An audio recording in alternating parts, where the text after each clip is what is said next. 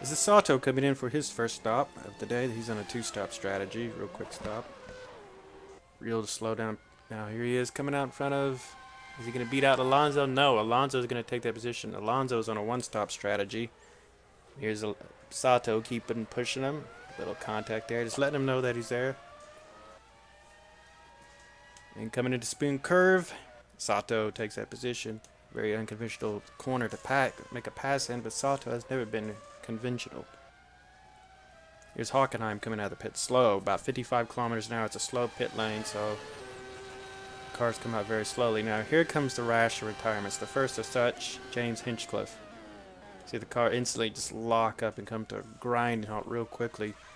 His car started to break down, they started to get swatting like flies.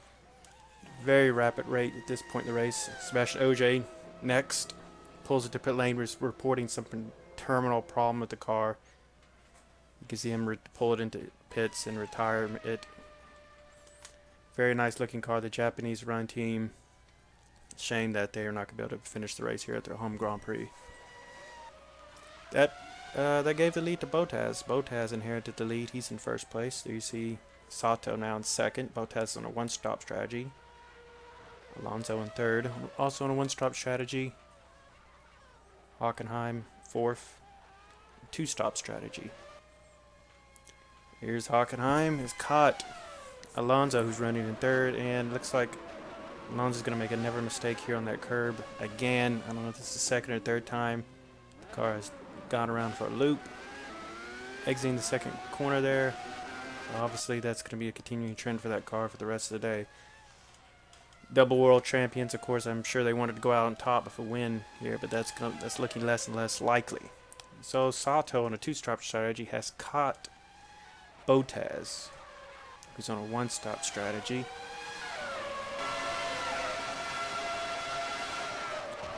For Sato, he'll try to pass at anyone in these corners, so can't look away for a second, and you do, he'll be around you. You miss it. Going into corner 1 and 2. And just like Alonso, Bottas gets loose, and there goes Sato. Sato takes the lead after Bottas gets loose, exiting corner 2. Now it's up to Sato. Sato's going to have to gap Bottas if he isn't on board of Bottas, getting loose, getting on those curves and getting loose, no doubt. Now this is not a replay. It may look like a replay, but this is Alonso going around again. Of course, turn 2 would be the trouble spot for a couple of cars. Alonso and Bottas really struggle, but Alonso, you can see completely spinning out, whereas Bottas would just get loose, lose some traction, lose some speed and time. And here is Sato up front in first place on this two-stop strategy. You can see Bottas there in the distance. He's going to have to try to gap him to make this two-stop strategy work.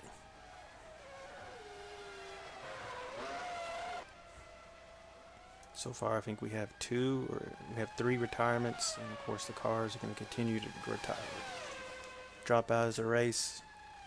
There's a whole lot of retirements in this race. Hockenheim stalking Bottas, that is for second position. Hockenheim on a two-stop strategy. Bottas, of course, on a one-stop.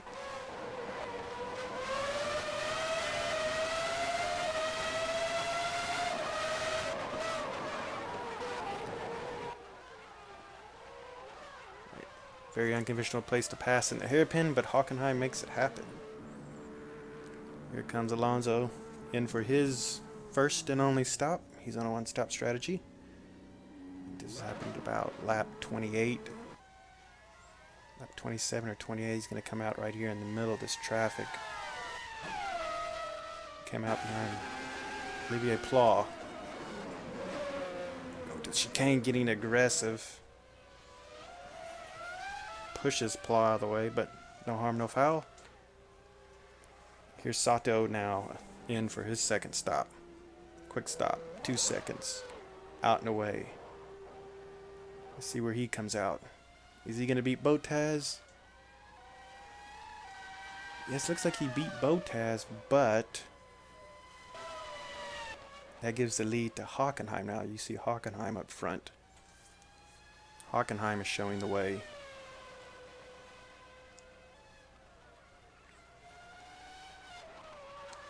Hockenheim as well as Bottas, both on two-stop strategies. It just looks like Hockenheim's going to pit a couple of laps later. Kobayashi, Japanese driver. Oh boy.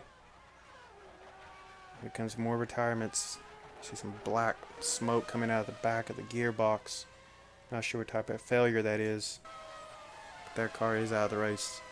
Now this is serious. This is Olivier Plau. You see some heavy trailing smoke coming out of the back of that motor vehicle. That car is not going to last much longer. Of course, Ford leaving FBS at the end of the season, and this is just more egg on the face for those teams. That company, just, it did not go the way they wanted it to go this year. Look at all that plume of steam. We've seen fire out of the back of these cars. We've seen black smoke. Now we see white smoke. All sorts of failures. Buemi's gone. Buemi's done. He retires. He pulls over. The cars are starting to drop like flies. I said it was going to happen. It's happening.